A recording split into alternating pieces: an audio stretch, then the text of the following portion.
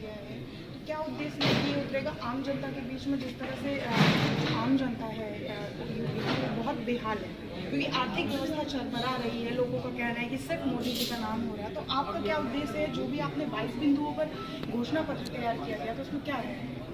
देखिए, हमने आम आदमी के बीच में हम लोग करते हैं।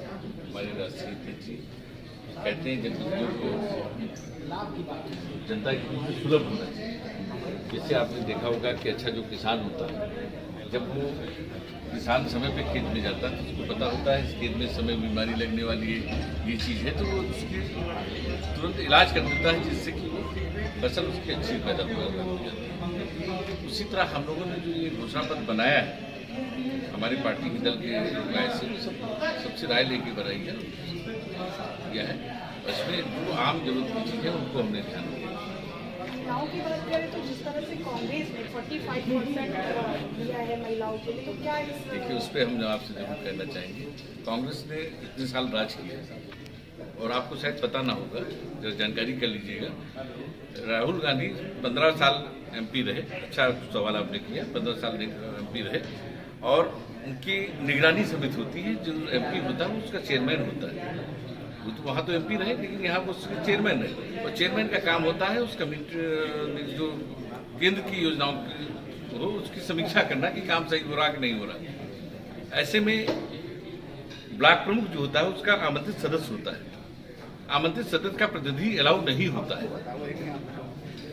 प्रतिनिधि अलाउ नहीं होता। जैसे हम लोग सदन में जाते हैं, 17 ब्लॉक हमारे उसमें आते हैं, हम आमंत्रित सदस्य होते हैं, तो उसमें जब प्रधान BDC की प्रतिनिधि आते हैं तो हम लोग आपत्ति करते हैं, भाई महिलाओं को जो चुनी गई निर्वाचित को भेजो।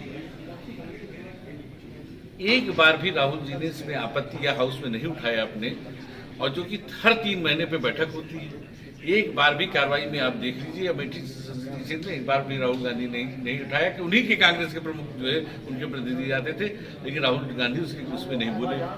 दूसरी बात आप देख लीजिए कि प्रियंका जी हैं, उनको क्यों नहीं राष्ट्रीय अध्यक्ष अपने पार्टी को बना दिया? से राष्ट्रीय अध्यक्ष का पद क्यों खाली किसी दल में जो है क्यों नहीं बना दिया? अगर महिलाओं की बहुत सोचते, महिलाओं के बारे में सोचते, महिलाओं के बारे में सोचते, कथनी और करनी में अंतर नहीं होना चाहिए। आप रिकॉर्ड उठा के देख लीजिए, राहुल गांधी ने कितनी बार इस पर आपत्ति किया। एक सदन में अपने जिसके आप चेयरमैन हैं उसमें आपने महिलाओं को आगे आने को प्रयास नहीं किया। आपकी दल के लोगों को प्रतिनिधि आते रहे इनलीगल तरीके से, उस पर आपने आपत्ति नहीं किया, तो इसको कैसे करेंगे भाई? आप इतनी दिन से आरक्षण है महिलाओं का, आपने किसी सदन में प्रयास किया कि महिलाएं प्रतिनिधि वही जाए? इस पर कभी आप बोले?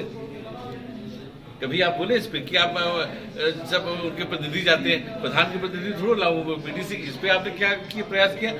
इसलिए आरक्षण किया जाता है कि उससे लोग प्रयास आने जाने लगे ताकि उनका बाहर निकल के आए, और जब महिलाएं जाएंगी ही नहीं हाउस में तो उसका लाभ कहाँ मिलेगा? बल्कि ये स्थिति आ जाती कभी कभी कि कोई गलत कर जाता तो महिलाएं फंस जाती है, उनको जमानत करानी पड़ती है। तो आप नीचे लेवल में जो अवसर मिला है उस पर प्रयास करके पहले महिलाओं को आगे उस लायक बनाइए और बढ़ाइए, फिर आप आगे की बात करें। जो 11 उम्मीदवार उतारे गए हैं तो क्या 403 सीटों पर भी उतारा जाएगा? जीत के आगे तो समर्थन किसके साथ रहेगा? देखिए, हम समर्थन क्यों देंगे? चंद्रशेखर जी ने 40 सीटें लेके प्रधानमंत्री बने थे, नहीं बने थे? हम कहेंगे हमें सब समर्थन दो, हमारे मुख्यमंत्री बनेगा, हम समर्थन क्यों देंगे?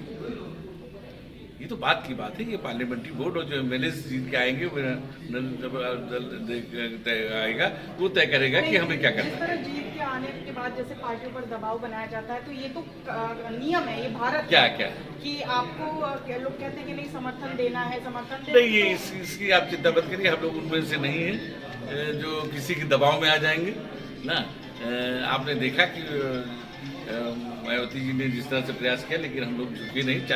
40 MLA ने विरोध किया था, 40 में खाली राजा भैया बचे थे जिन्होंने घुटने नहीं टेके थे। एक लास्ट क्वेश्चन है, जिस तरह से प्रतापगढ़ में अखिलेश यादव जी गए थे, उन्होंने पत्रकार भाइयों से बोला है कि राजा भैया को हम पहचानते नहीं, ये कौन है? तो क्या राय देंगे? देखिए, ऐसा है, 92 में समाजवादी सरकार पार्टी बनी, 93 से उस पार्टी के साथ हम लोग रहे।